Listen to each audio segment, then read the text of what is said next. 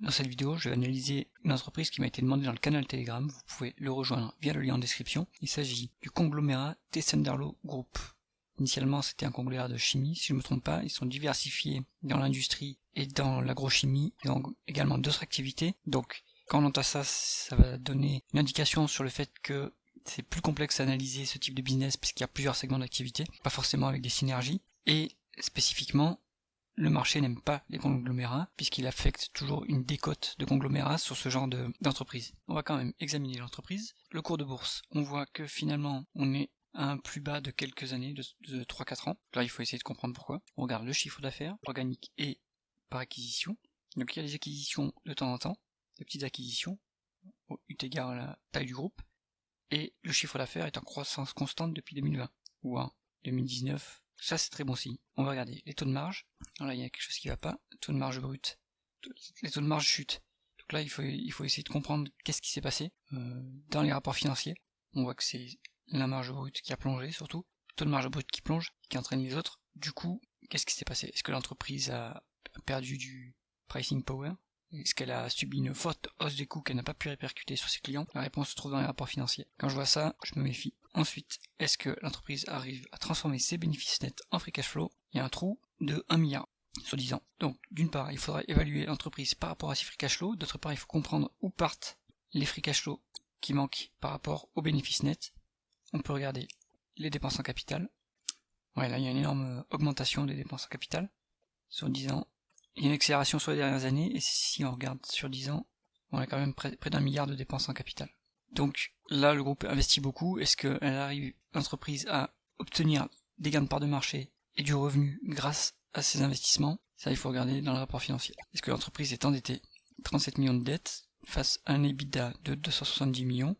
Donc pas de souci pour payer cette dette-là. Pareil par rapport au free cash flow. Donc on peut considérer que le groupe n'a quasiment pas de dette. Est-ce que l'entreprise est rentable? Là, il se passe quelque chose de pas terrible. La rentabilité à 4%, c'est quasiment moins que le taux sans risque. Bon, là il faut se poser des questions sur la qualité du management. Est-ce que l'entreprise verse un dividende? L'info n'a pas l'air d'être dispo sur Coifin, donc on peut regarder dans les rapports financiers. Dans le rapport financier de 2023, il est indiqué que l'entreprise va verser un dividende de 75 centimes, soit 63 millions d'euros. Par rapport au free cash flow, on est bien couvert par les free cash flow, donc le dividende n'est pas un sujet. Est-ce que l'entreprise rachète ses actions? Il y a eu une dilution en 2022, énorme dilution d'ailleurs, énorme augmentation de capital, donc ça c'est pas bon. Les actionnaires se sont fait diluer, donc l'entreprise a dû se financer en faisant appel au marché, et ça c'est soit parce que l'entreprise ne pouvait pas faire appel, ne peut pas utiliser de la dette, soit est-ce qu'elle n'a pas en tête les intérêts des minoritaires pour pouvoir les diluer ainsi. Donc ça c'est un red flag. Est-ce que l'entreprise est valorisée chèrement? Donc on va regarder plutôt en price to free cash flow ou en valeur d'entreprise sur EBITDA, mais il n'y a pas beaucoup de dettes, donc on peut rester sur les price to free cash flow.